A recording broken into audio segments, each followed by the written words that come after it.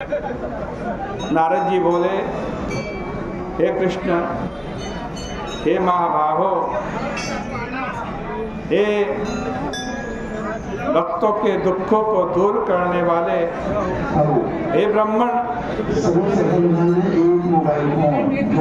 आज जैसा वृत्तांत मैंने देखा है षटशिला एकादशी का, वैसा तुमको कहता हूँ।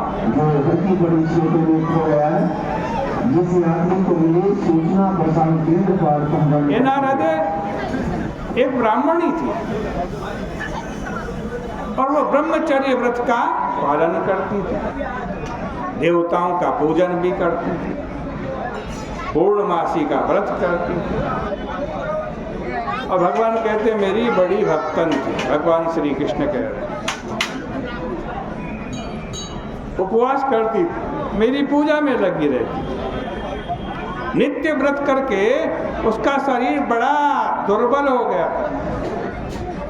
गरीब ब्राह्मण और कुमारी कन्याओं की भक्ति से वह अपना घर तक दान करने लगी और सदा कठिन व्रत करने लगी, बड़ी दुर्बल हो गई।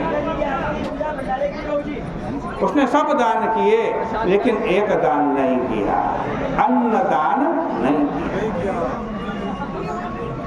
अन्न से ही देवता पितर सब तृप्त होते। भगवान ने कहा, बहुत दिनों बाद मेरे मन में विचार आया कि ये देवी, इसने बड़ा कठिन व्रत किया है, इसका शरीर भी शुद्ध हो गया, शरीर को सुखाकर इसने स्वर्ग जाने योग्य अपने आप को बना लिया, लेकिन इसने अन्न दान नहीं किया। अन्न से ही तो सबकी तृप्ति होती है।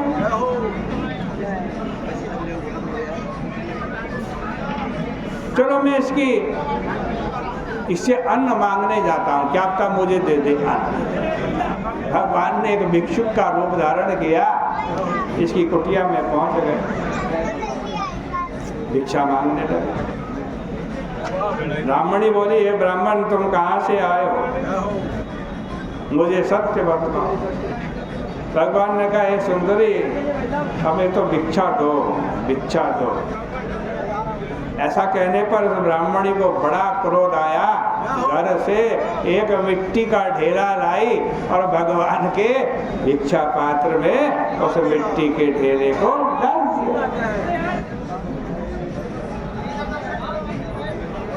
फिर कुछ दिन बाद मृत्यु हुई, तपस्या के प्रभाव से स्वर्ग में चली गई।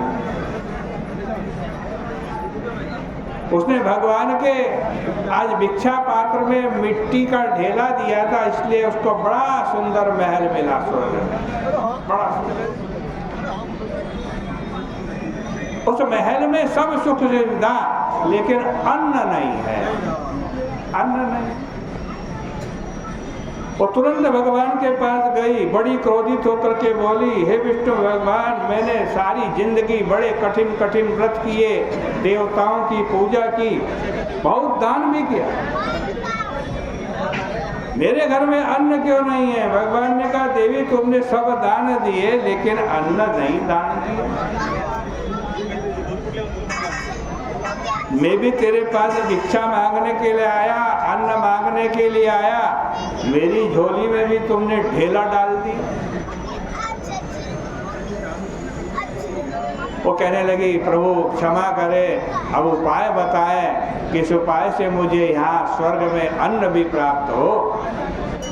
भगवान ने कहा, ठीक है देवी, तू जैसी आई वैसे ही अपने महल में चली जा और अपना दरवाजा बंद कर देना, और तुम्हारे देखने के लिए स्वर्ग की अप्सराएं महिलाएं आएंगी। उत्सुकता के कारण हमारे स्वर्ग में कोई नया आया है, लेकिन तुम दरवाजा मत खोलना।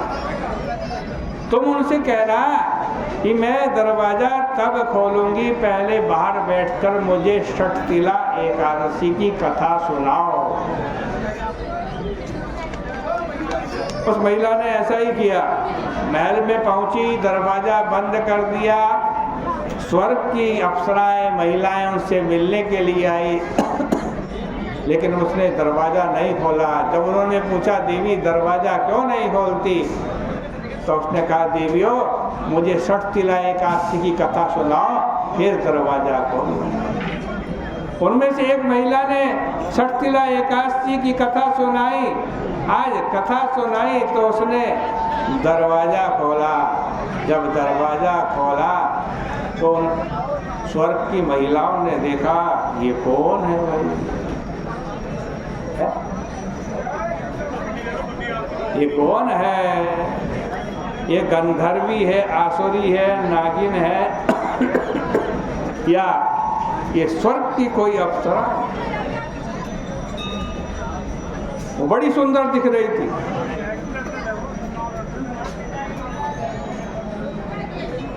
फिर उन महिलाओं के उपदेश से इस मानुषी ने वहीं स्वर्ग में षटतिला एकादशी का व्रत किया, जो मुक्ति को देने वाला।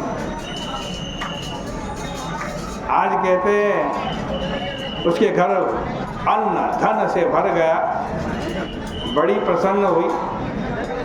इसलिए भाई कभी भी लोभ के कारण तृष्णा नहीं करनी चाहिए।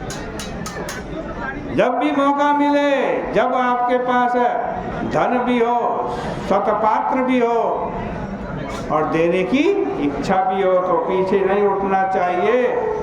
अवश्य दान करना चाहिए। अन्न का दान करें, धन का दान करें, आज घट का दान करें, सोना चांदी जो भी सामर्थ्य भगवान ने दी है वो उसमें से कुछ निकाल के भगवान के चरणों में भी अर्पित करते रहें। इससे जन्म जन्मांतर में आरोग्यता होती है। आज कह रहे हैं षटतिला एकादशी का उपवास करने से दरिद्रता, मंद भाग्य और अनेक प्रकार के कष्ट नहीं होते। भगवान कह रहे हैं राजन, इस विधि से जो षटतिला एकादशी का व्रत करता है उसके सब पाप छूट जाते हैं, इस पे संदेह नहीं। विधि पूर्वक किया गया दान सब पापों को नाश करता है। हे मुनिश्रेष्ठ, इससे शरीर में थकावट, अनर्थ अथवा कष्ट नहीं होते। इस प्रकार से श्री भविष्योत्तर पुराणे माघ कृष्ण षटतिलैकादशी व्रत महात्म श्री कृष्णार्पणमस्तु। इस व्रत के महात्म के पुण्य को हम भगवान के श्री चरणों में अर्पित करते हैं। बोले गंगा मैया की।